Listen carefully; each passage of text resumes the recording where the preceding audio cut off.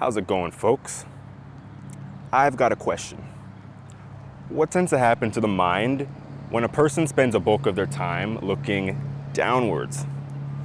Well, they tend to develop a general pessimistic disposition toward themselves and the world around them, and their insecurities become more pronounced. Now, apply this negative disposition to an entire society, and you kind of get a culture that we have today.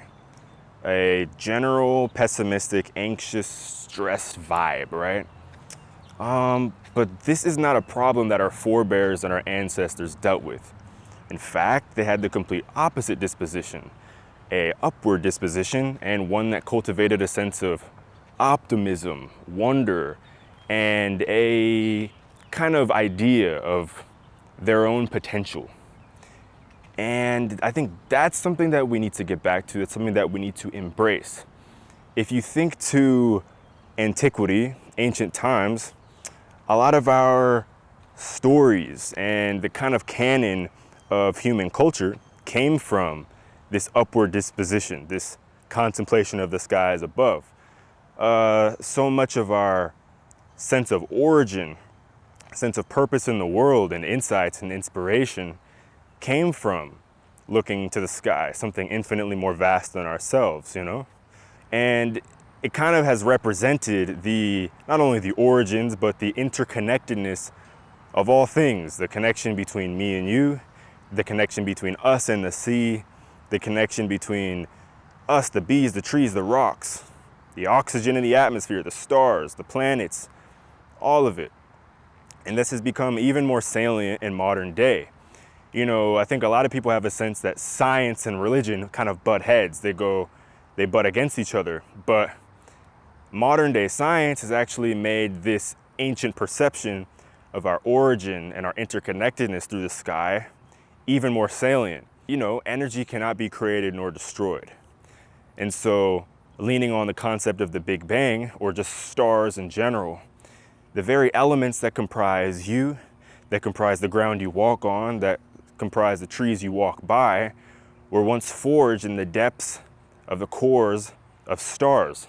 These stars one day exploded in a supernova, became nebula, spread out, and in one pocket of the universe reculminated into what we now live on today, the Earth, and reculminated into a form of matter that one day learned to think and contemplate itself, a consciousness unique to us.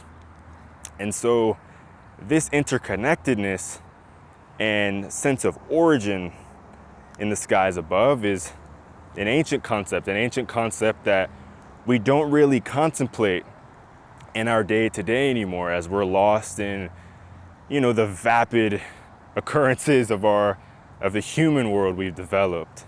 And I think by getting back to the appreciation and wonder that once captivated our species, we can kind of reclaim a lost collective wisdom that we once clung to, a collective wisdom that once guided us back in the day.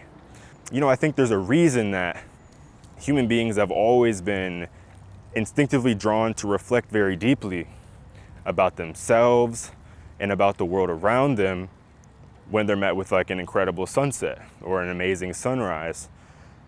It speaks to us in a way that nothing else does, because deep down we know that the sky truly is a reflection of us.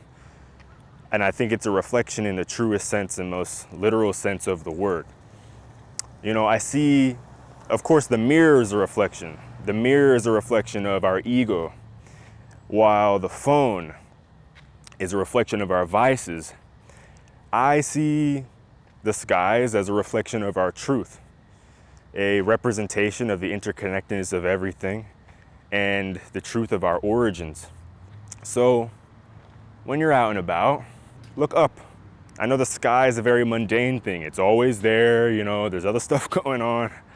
But when you look to the sky and you give it your focus, your undivided attention, and recognize that it is something vast beyond your perception. It is so inconceivably large, and It allows you to peer into something so inconceivably ancient that it will stir something in you if you give it your conscious attention. So stare into the deep blue. Late at night, walk onto a star an impossible distance away. Stare into the sunrise and reflect on the sun that gives us life day after day. And you might just see your inner self in the reflection. Look up, everybody. Peace.